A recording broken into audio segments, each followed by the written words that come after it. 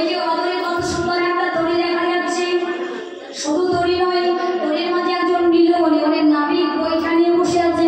মণিমামা যায় না, এই দেখ ভালো করে ছেড়ে দেয়, ওই দেখ অদূরে কত সুন্দর একটা দড়ি, একজন নাবিক দড়ির মাঝে বসে আছে। আর সঙ্গে সঙ্গে দাদা কি